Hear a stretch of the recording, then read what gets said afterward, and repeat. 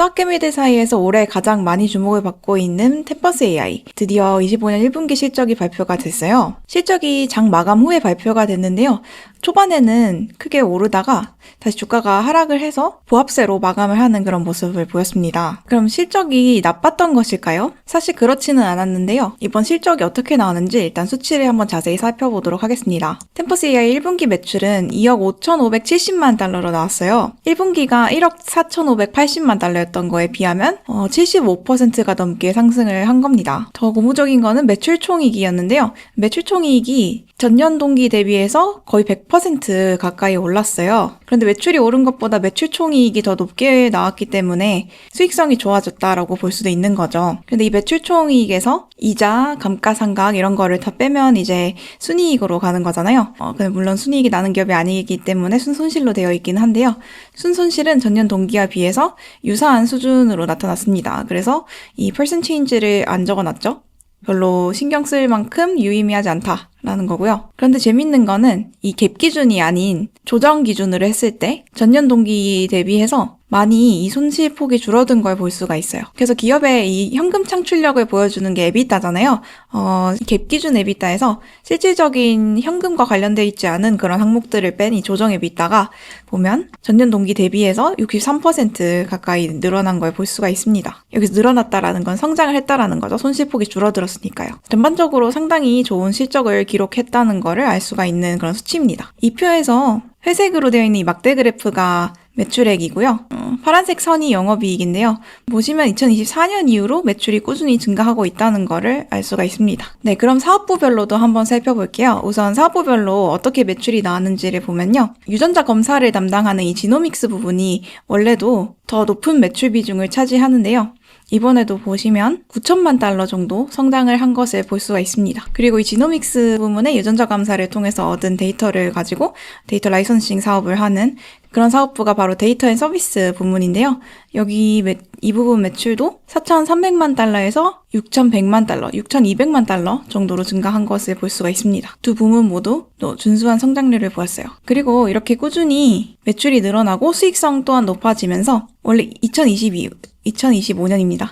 2025년 안에 조정 에비타 흑자 달성을 하겠다라고 이야기를 했었는데요. 그 목표에 한층 더 가까이 다가섰다라고 이야기를 했어요. 그래서 이 순익 기준으로는 아직 적자 기업이겠지만 현금 창출 능력을 보여주는 이 에비타 기준에서는 흑자 달성을 할 수 있을 것이다 라는 거죠. 물론 조정 에비타라는 점도 고려를 하긴 해야겠지만요. 그래도 이 조정 에비타가 흑자를 달성을 한다는 건 앞으로 더 나아가서 조정 에비타가 아닌 갭 기준 에비타 그리고 여기서 한 발 더 나아가서 순이익까지 흑자를 달성할 수 있을 거라는 그런 로드맵에서 한 발짝 더 나아갔다라는 점에서 좋은 성과라고 볼 수가 있어요. 그럼 사업부별로 어떤 일이 있었는지 하이라이트를 한번 살펴볼게요. 우선 지노믹스 부문인데요. 지노믹스 부문에서는 유전자 검사 부문에서 앞서 나가는 기업이었던 엠브리 제네틱스를 인수를 했습니다. 그래서 다른 기업을 인수를 했기 때문에 이 두 가지 사업부를 좀 어떻게 운영하고 있는가. 유전자 검사 기업을 하나 더 인수를 했으니까 이 기업들이 인수를 했을 때 어떤 시너지가 나는지를 이제 설명을 하는데요. 우선 템퍼스 원래 있던 유전자 검사는 주로 종양학과 관련된, 그러니까 암과 관련된 유전자를 검사하는 그런데 이제 전문화가 되어 있었어요. 근데 엠브리 같은 경우는요, 유전질환과 관련된 검사에 이제 전문성이 있습니다. 템퍼스가 갖고 있던 암뿐만이 아니라 암이나 희귀병이 발병할 확률이 얼마나 되는가. 이 유전자를 갖고 있으면 이러이러한 희귀병이 발병할 확률이 몇 %다. 뭐 이런 얘기들을 이제 이 검사를 하면 알 수 있다라는 겁니다.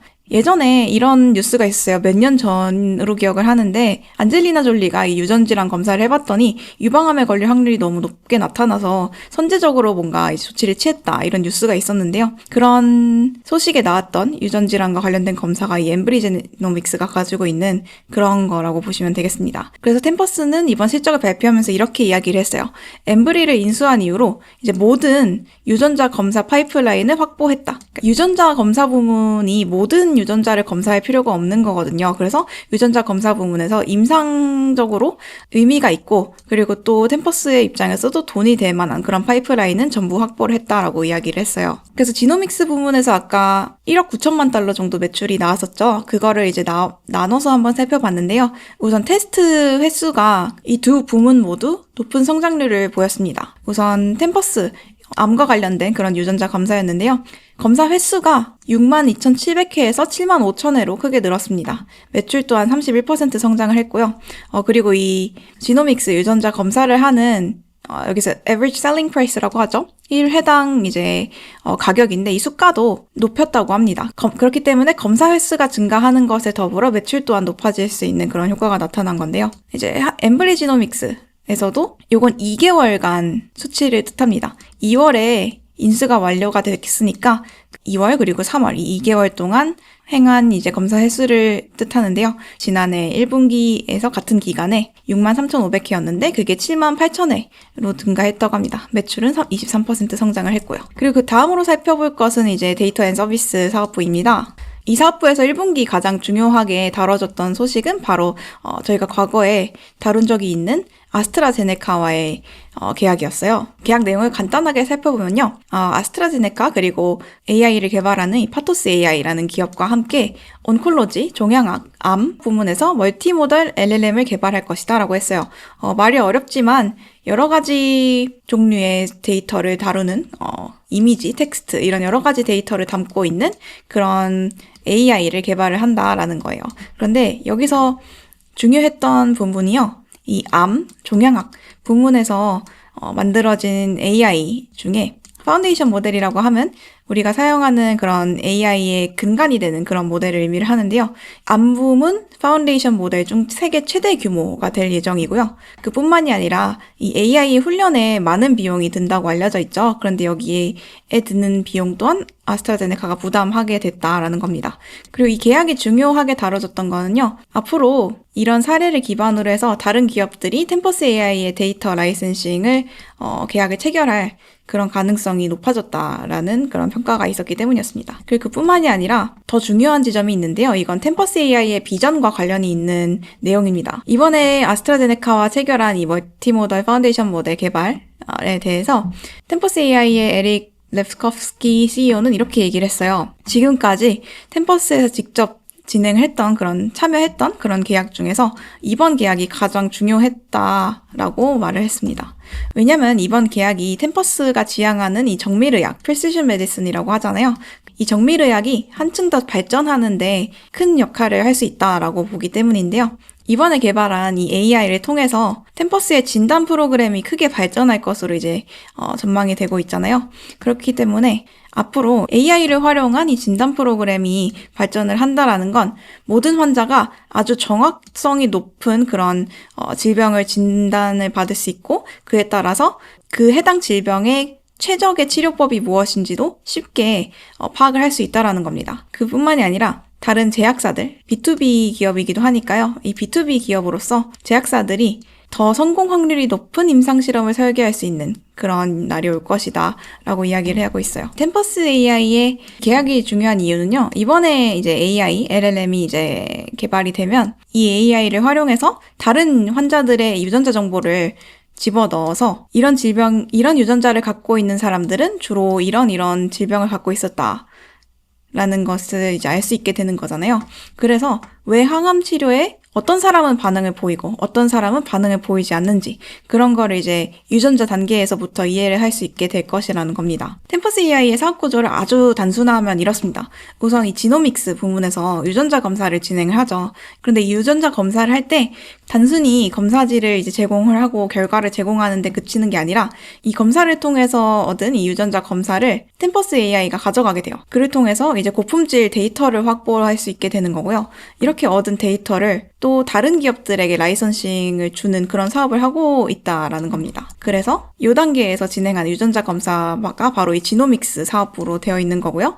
이 단계가 바로 데이터 사업으로 되어 있는 거예요. 이 지노믹스 부문, 유전자 검사 부문 사업이 커지면 커질수록 템퍼스가 확보하고 있는 이 임상 데이터도 더 커질 거고요. 그렇다는 건 이 데이터 라이선싱단에서도 다른 기업들이 봤을 때 템퍼스 AI의 데이터는 아주 좋다. AI를 훈련할 때 아주 좋다라는 그런 명성을 얻을 수가 있게 되는 그런 기반이 되는 거죠. 그 중에서도 템퍼스 AI가 주로 이제 전문성을 갖고 있었던 종양학, 암, 온콜로지 부문에서 아스트라제네카가 세계적으로 가장 큰 기업 중 하나인데요. 이 아스트라제네카가 템퍼스 AI와 손을 잡았다는 건 이 템퍼스 AI 데이터의 그런 품질을 인정을 받았다라는 걸 의미하기도 합니다. 네, 이렇게 템퍼스 AI가 좋은 성장률을 보이면서 25년 연간 가이던스도 상향 조정을 했어요. 여기서 왼쪽에 있는 게 24년 4분기 당시에 발표했던 가이던스인데요. 그러니까 25년 1월 달에 발표했던 그런 자료예요. 원래는 매출이 12억 4천만 달러일 것으로 예상을 하고 있었는데 이번에 1분기에 발표를 하면서 이렇게 상향 조정을 했습니다. 1천만 달러 정도 상향이 된 걸 알 수가 있죠. 실적 발표 내용은 여기까지인데요. 그 바로 전날인 5월 5일에도 이런 소식이 발표되어서 하나 더 다뤄보려고 합니다. 앱스 사업부 소식인데요. 이 앱스 사업부는 데이터와 서비스 사업 안에 있는 거예요.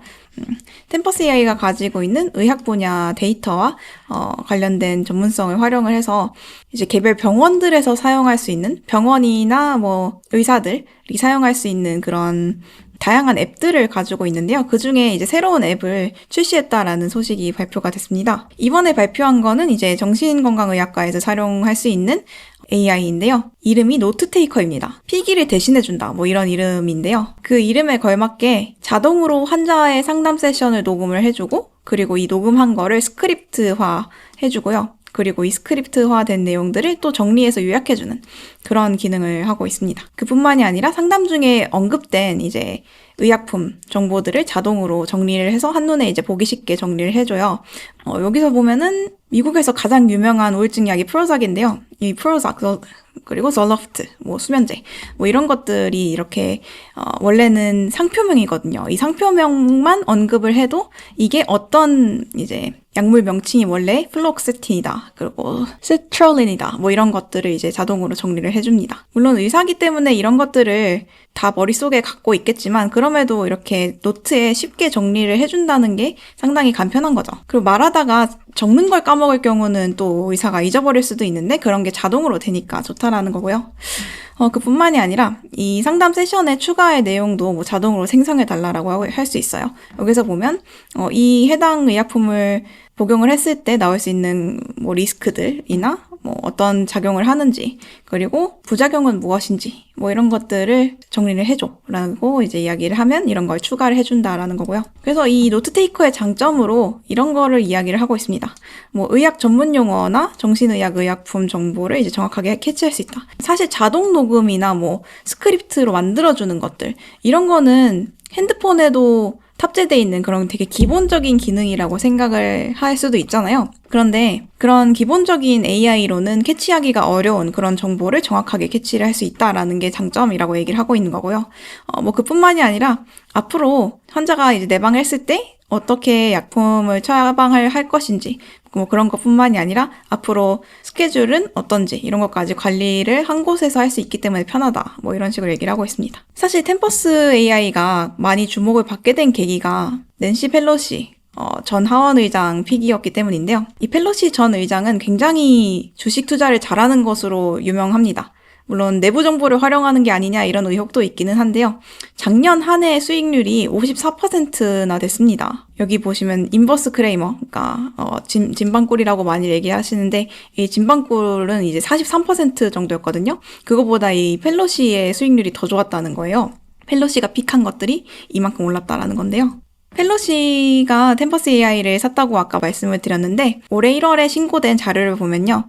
펠로시가 템퍼스 AI의 콜옵션을 샀습니다. 그러니까 행사가가 $20인 콜옵션을 50계약 매수했다라고 여기 적혀 있는 건데요. 만기일이 내년 1월입니다. 그래서 내년 1월까지 주가가 이제 $20 이하로 떨어진다면 이걸 행사를 할 수가 있는 거잖아요. 그런데 재밌게도 이제 옵션 매수 일자로 밝혀진 게 이제 여기 신고된 날짜가 1월 14일이었는데 1월 14일이 주가가 $31였거든요. 근데 그 이후로 주가가 계속 올랐다가 뭐 한동안 좀 떨어지는 그런 모습을 보이기는 했는데 그래도 이제 $40대 수준입니다. 그래서 아직까지는 이제 펠로시가 주식을 매수하지는 못했을 것으로는 생각이 되고 있어요. 근데 여기서 우리가 주목해 볼 거는 이 20달러라는 행사가입니다. 이 템퍼스 AI의 적정 밸류에이션이 얼마일까? 물론 펠로시가 이 행사가를 20달러로 결정한 시점이 1월 달이니까요. 이때는 20달러가 적정했지만 지금 시점에서는 좀 달라질 수도 있지 않느냐 뭐 이런 생각이 드실 수도 있는데요. 어찌됐든 이 미국에서 투자의 귀재로 불리는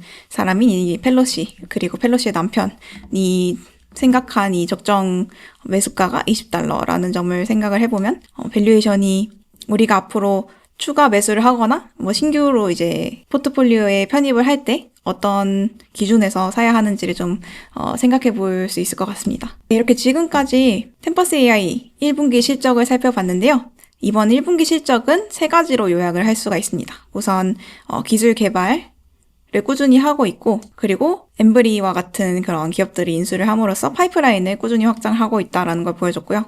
그리고 이를 통해서 유전자 검사와 데이터 사업 모두 꾸준히 이제 좋은 성장세를 유지를 하고 있다라는 걸 보여줬습니다. 그 증거로 25년 가이던스가 상향 조정됐다라는 거를 이제 알 수 있었고요. 이렇게 실적이 좋게 나왔음에도 주가가 떨어진 건 현재 장 상황이 안 좋기 때문에 일부 투자자들이 익절하지 않았나 그런 분석들이 많이 나오고 있는 상황인데요. 방금 말씀드렸던 이 밸류에이션 지표들 그리고 펠로시의 이 행사가 이런 것들을 고려해서 앞으로 추가 매수 생각이 있으신 분들은 주가가 좀 더 하락하는지 그런 걸 살펴보셨다가 매수 기회를 엿보는 것도 나쁘지 않겠다라는 생각이 듭니다. 머니네버슬립 뉴스레터와 네이버 프리미엄 콘텐츠 지금 바로 구독해보세요.